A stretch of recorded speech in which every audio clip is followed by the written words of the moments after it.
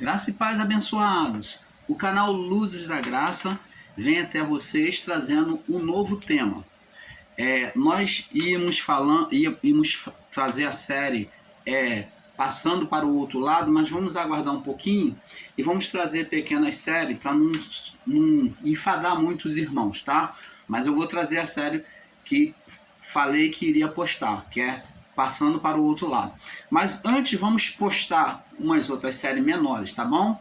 Então vamos falar sobre essa série que é a teocracia versus a democracia. Então é muito importante nos dias de hoje nós sabermos sobre isso, porque está havendo uma confusão muito grande na mente e no coração das pessoas. Então o canal Luz da Graça vem aqui orientar a você sobre o entendimento de forma mais perfeita, tá?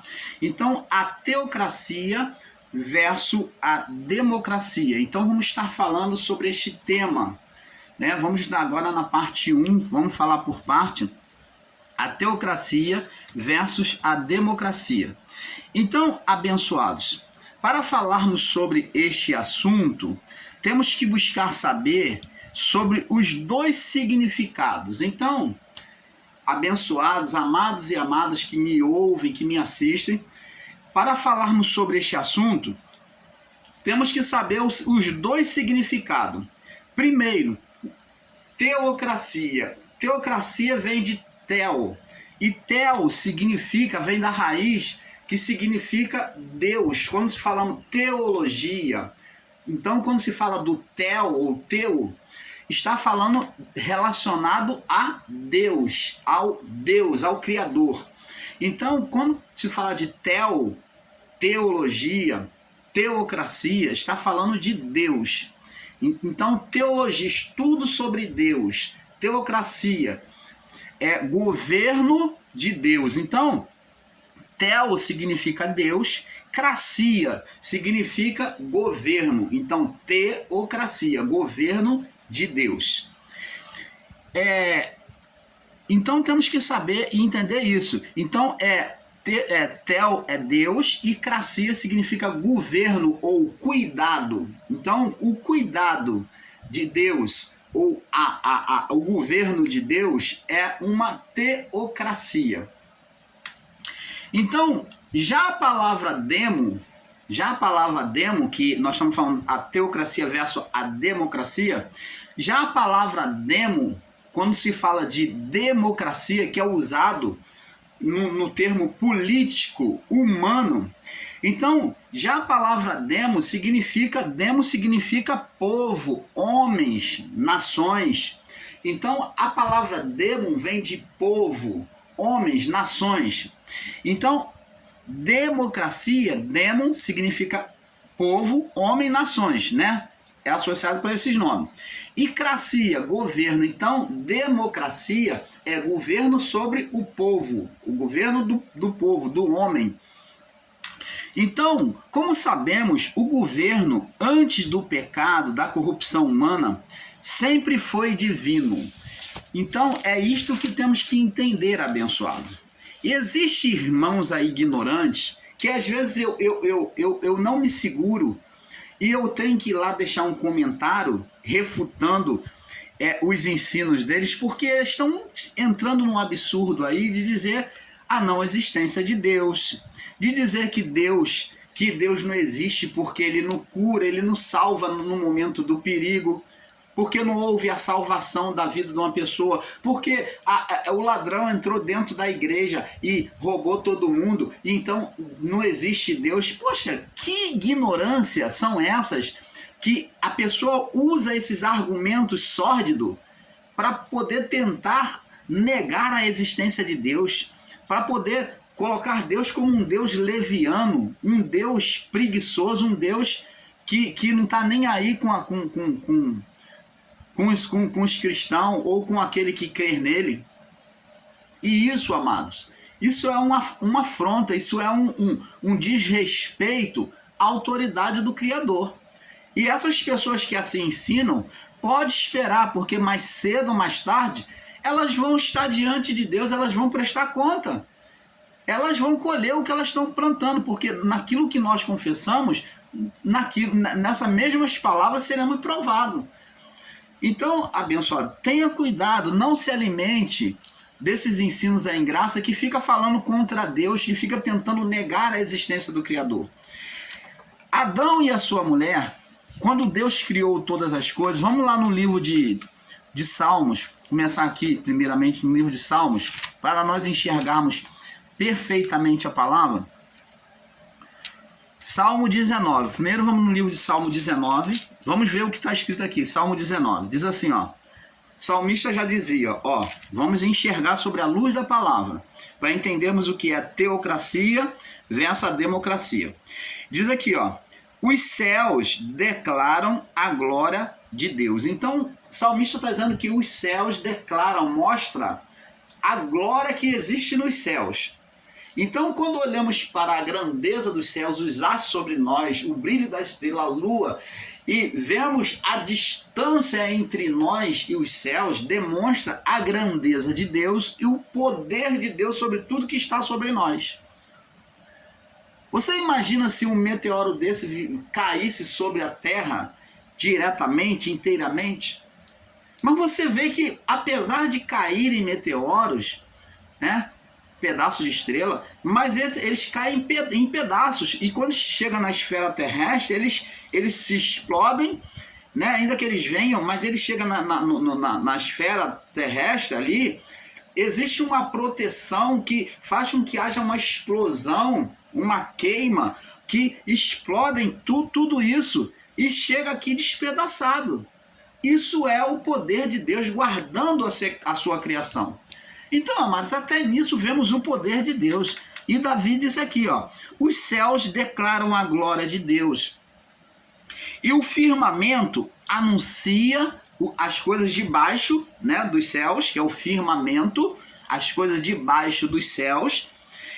O firmamento anuncia ou mostra, prova as obras das suas mãos. Então, um é céus, que é a glória de Deus. A glória de Deus é onde? Céus. Mas aqui não está dizendo que a glória de Deus é o firmamento, mas ele está dizendo que apenas demonstram o poder de Deus, os feitos de Deus. E ele fala aqui, ó, um dia faz declaração ao outro dia, que é a órbita natural, né, dos astros celestes. Uma noite demonstra sabedoria, outra noite não há linguagem nem fala, onde não se ouvem a sua voz. Os astros, você não ouve a voz deles, mas eles se obedecem, eles já têm a sua rotação, eles se submetem à determinação inicial do haja, aquela rotatória todos os dias. Entendeu? Aquele curso, todos os dias, as estrelas brilhando, eles se sujeitam à determinação inicial do Criador. E a sua linha se estende por toda a terra, e as suas palavras até o fim do mundo. Nele pôs a sua tenda para o sol. Então a palavra de Deus inicial, ela permanece até hoje, até o fim do mundo. Então, abençoados, agora vamos ver aqui que, apesar de Deus, a glória dele, o reino dele está acima nos céus, a glória está nos céus, e ele formou aqui o firmamento a anunciar as coisas criadas, demonstra as obras das suas mãos, né? Aqui na criação. Deus entregou este poder a um homem. Vamos ver lá no livro. Vamos ler lá no livro de Salmo, aqui no Salmos ainda, 115 agora. Vamos ler aqui, Salmo 115, no verso 16. Diz assim, no Salmo 115, verso 16, diz assim: os céus são céus do Senhor, ou do Criador, aquele que é Senhor. Os céus são céus do Senhor, é aonde se assenta o Criador, aonde existe a glória de Deus. Como está escrito aqui, se você observar, aqui não está escrito que o céu, no singular, mas está escrito os céus. Por quê? Porque acima desse céu nosso, existem vários outros céus que é antes de chegar a glória de Deus. Então não pensa você que passou desse céu, você já vai ver a glória de Deus. Não. Você vai ver as órbitas, você vai ver a estrela, você vai poder contemplar a distância o sol, as estrelas, a lua. Mas os céus de Deus estão muito mais aquém ou acima desses céus, que existem muitos outros céus, né? Me parece que existe aí uma camada de 7 céus, né? É o que a gente se entende pelo relato bíblico, que existe uma camada de 7 céus, que o 7 representa plenitude, né? Plenitude. Então, preste atenção, abençoados. Os querubins, apesar do sacerdote, período sacerdote, vamos aqui fazer uma retrospectiva agora, para demonstrar os céus. O sacerdote ele não poderia chegar diante de Deus e oferecer sem ele estar preparado. Ele tinha que se purificar primeiro, tinha que jogar, aspergir sangue do novilho sobre ele para purificar o ministério dele, a ministração dele que ele iria fazer, depois de ter oferecido um sacrifício por si mesmo.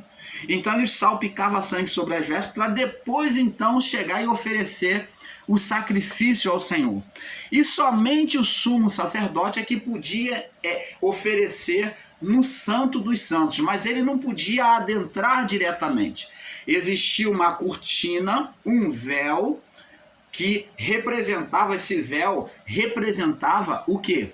A glória de Deus. O que havia por trás do véu representava a separação, ou os céus.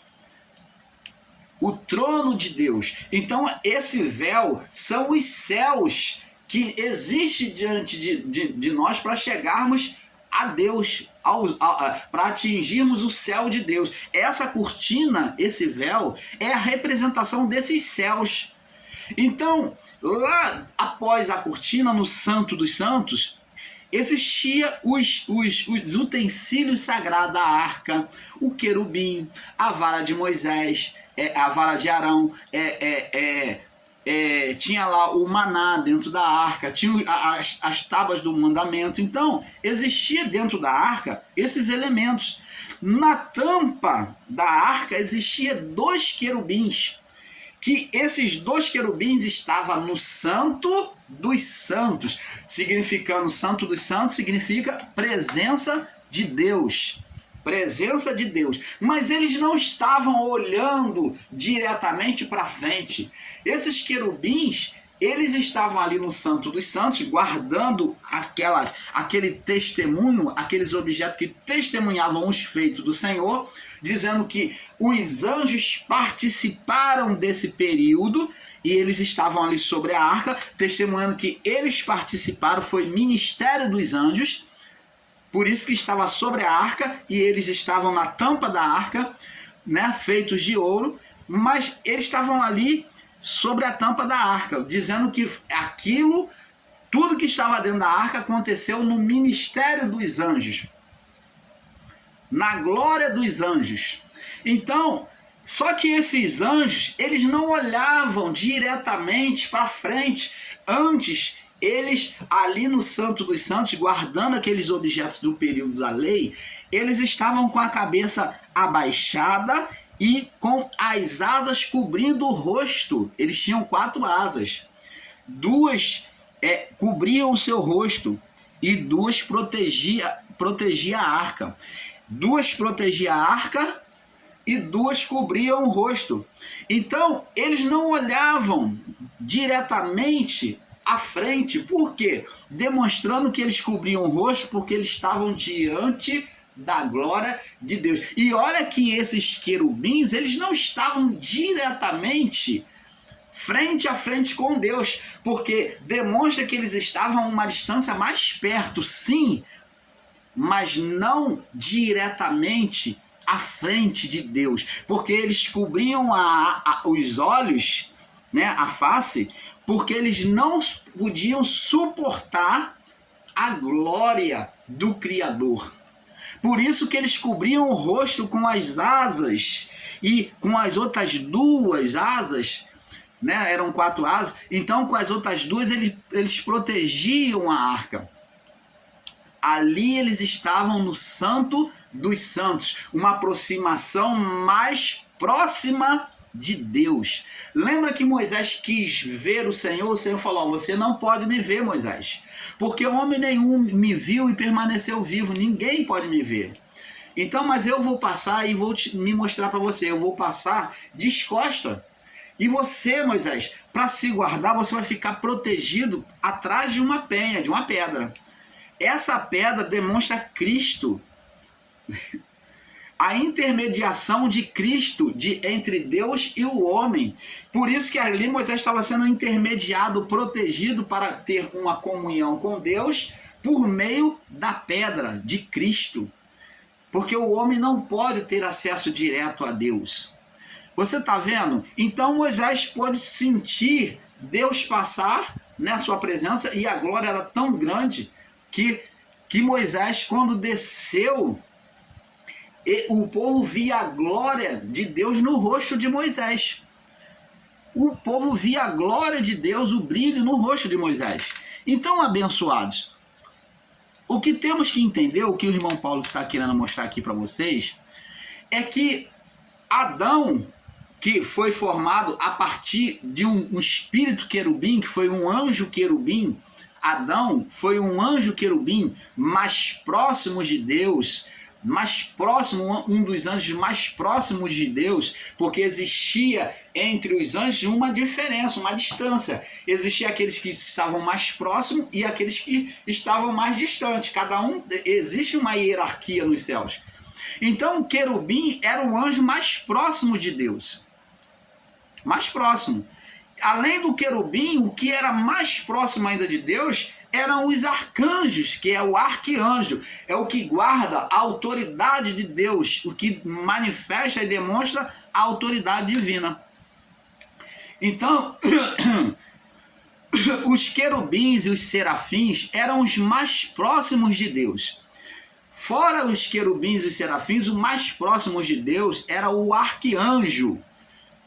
São os arcanjos, como chamar de Miguel, né? Então, o arcanjo é o que guarda a autoridade de Deus, que manifesta a autoridade de Deus. Ele fala diretamente, ele manifesta diretamente a voz de Deus. Então, é esse que é o anjo, o arcanjo, né? Então, preste atenção, abençoado. Adão foi o espírito querubim, mais próximo de Deus, que recebeu essa autoridade de Deus para governar. Vamos agora lá no livro, né? Como disse aqui, lemos aqui, né? Salmos 115, 16. Os céus são céus do Senhor. Ó, os céus são céus do Senhor. Ó, Deus reina diretamente aonde?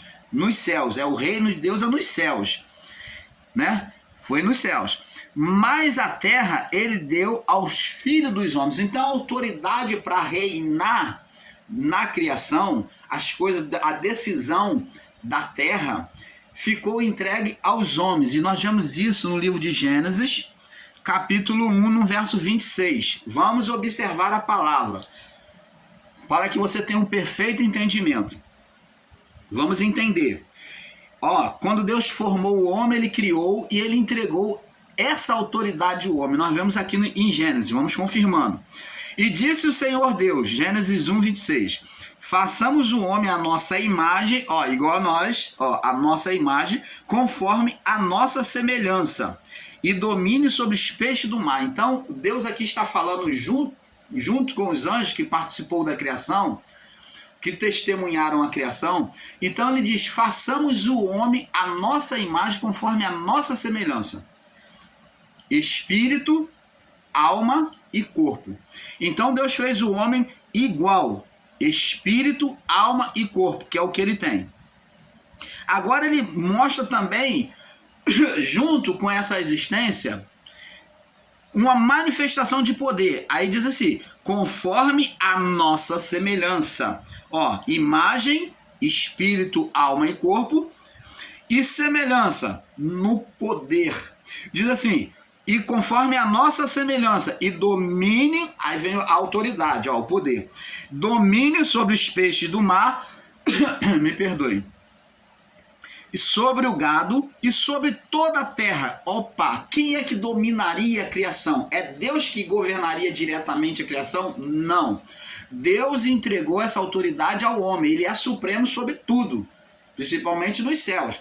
Mas ele entregou essa autoridade ao homem, que por meio do homem, lá nos céus, ele estaria reinando. Quando ele entregou, ele é o rei, ele é o criador de tudo. Isso não anula a autoridade de Deus, ele entregar o poder ao homem, ainda assim ele está reinando. Mas o governo diretamente, o governo indiretamente, o governo indireto é do homem. Então, o governo indireto é do homem na criação, e o governo direto é de Deus, que é o criador de tudo. E criou o homem, e criou, verso 27, e criou Deus o homem, a sua imagem, e a sua imagem Deus o criou, homem e mulher, tá vendo? A mesma imagem, alma, espírito, alma e corpo. Deus os abençoou, Deus nunca fez o homem amaldiçoado, Deus nunca criou o homem com defeito. Aos que ensinam que Deus criou o homem com defeito para pecar, aqui é uma palavra que vai contra. O homem Deus não criou, na formação da criação, Deus não colocou lá um anjo mau na criação, não colocou uma serpente com um demônio encarnado, com Satã encarnado, não existe isso. Tá aqui, lança tudo por terra. Deus os abençoou. Abençoar é ter o amor de Deus, a benevolência de Deus, o poder de Deus. A bênção não traz maldição, não traz. Então, como que se pode ensinar que Deus plantou lá um anjo mau no Éden, que existia um anjo mau? Como que se pode ensinar que Deus formou o homem para pecar? Eles usam a carne do homem para dizer que Deus formou o homem com defeito, que a carne veio com defeito. Que Deus é esse que você está ensinando?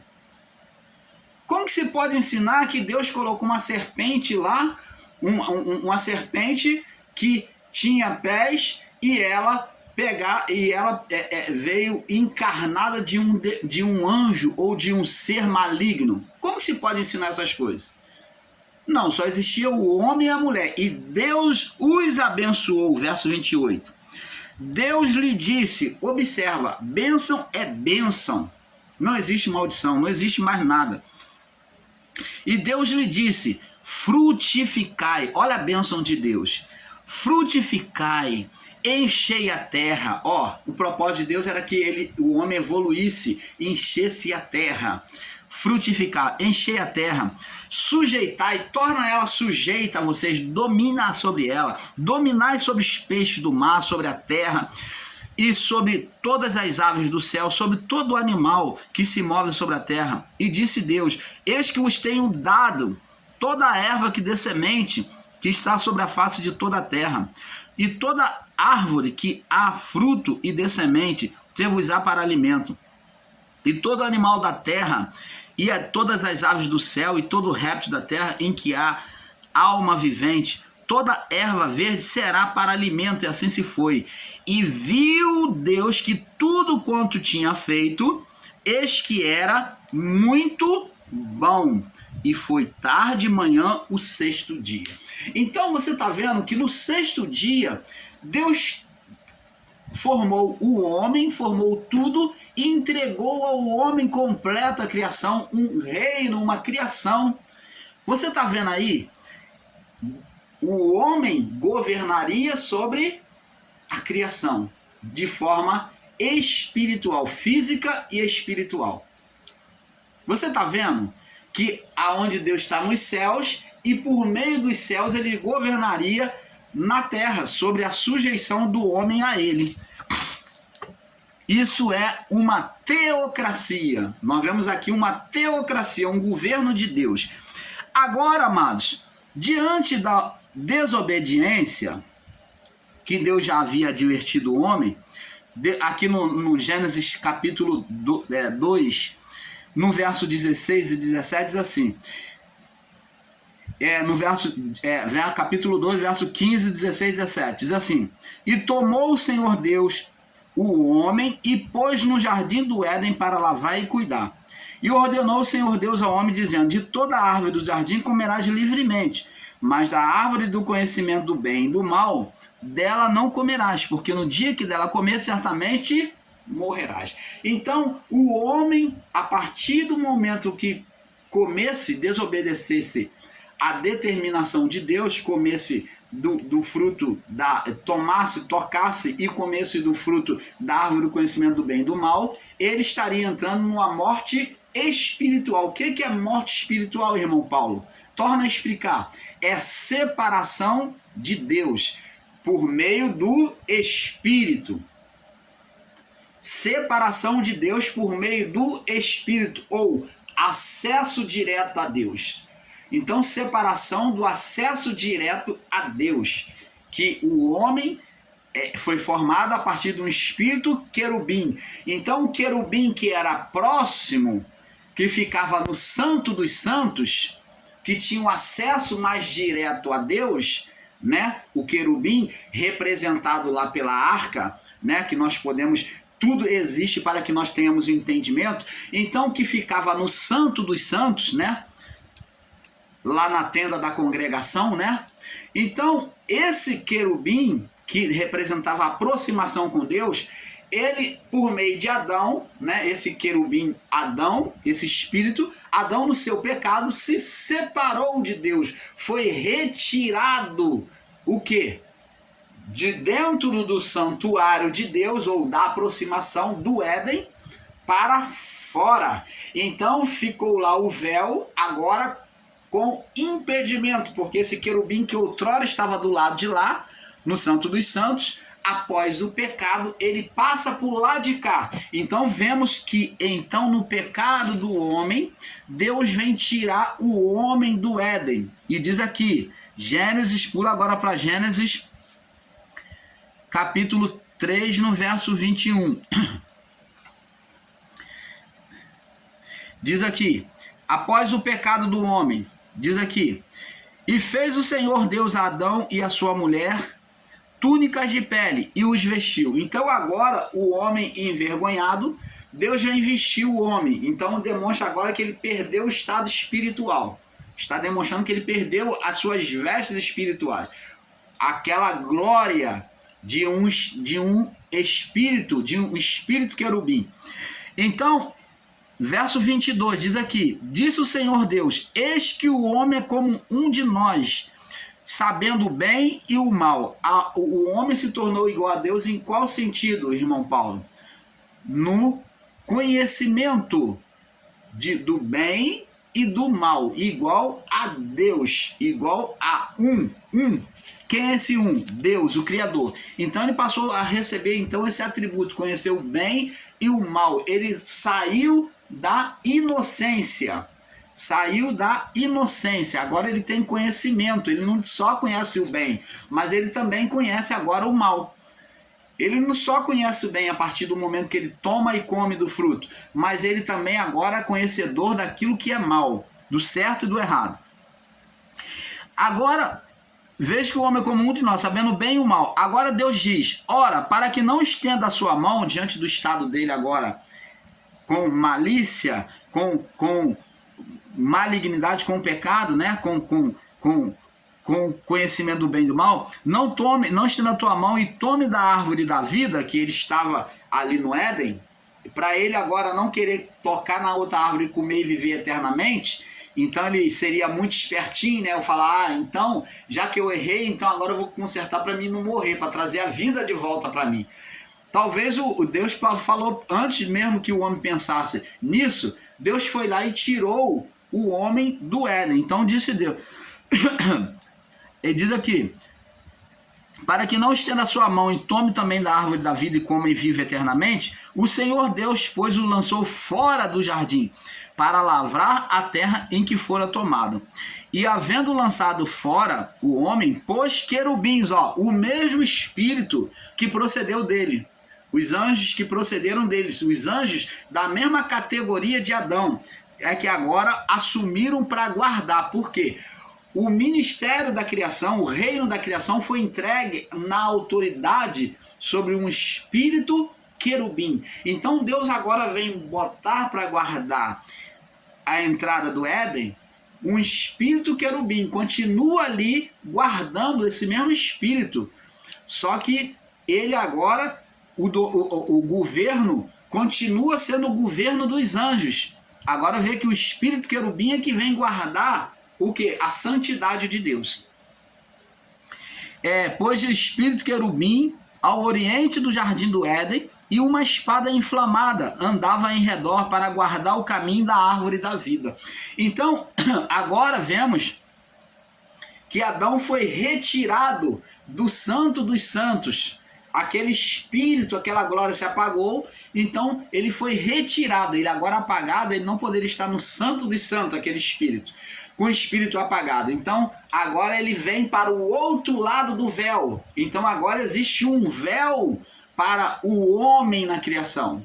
Antes não existia um véu, porque o querubim está no santo dos santos. Mas agora existe um véu. Você vai entendendo agora por que a lei do véu, quando se fala em véu, fala de limitação, de separação, de uma santidade que existe do outro lado. Então, Adão e a sua mulher saem do lado onde no santo dos santos, né, que é o lado da manifestação da presença de Deus, e vem para o outro lado. Agora existe um véu, que é a representação do véu no tabernáculo, no santo dos santos.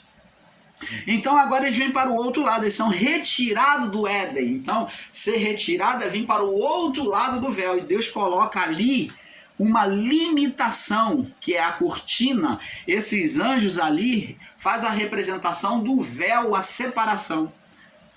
Então esses anjos querubins ali, eles fazem a representação da separação, da santidade, que o homem ficou separado, limitado. Então, abençoado, tudo isso o irmão Paulo está explicando para que você tenha um entendimento perfeito. Então, Adão pecou, ele se corrompeu e foi separado de Deus. Agora, o governo que era diretamente Deus sobre o homem, onde Deus todo dia dialogava com o homem, participava, era uma teocracia mais direta, onde o homem com Deus tinha acesso e Deus com o homem. Agora existe uma limitação, existe um véu, uma separação, uma distância, por causa do pecado de Adão. Então, nós vamos ver isso agora, o ser espiritual Satanás confessando para Jesus, o Filho de Deus, que Adão entregou, né, quando Adão peca diante de Deus, que é um pecado que, ainda que inconsciente, né? Um pecado que, ainda que inconsciente diante de não existir uma lei, tá? Diante de não existir uma lei, mas consciente sim, tá? Agora ele gera um ser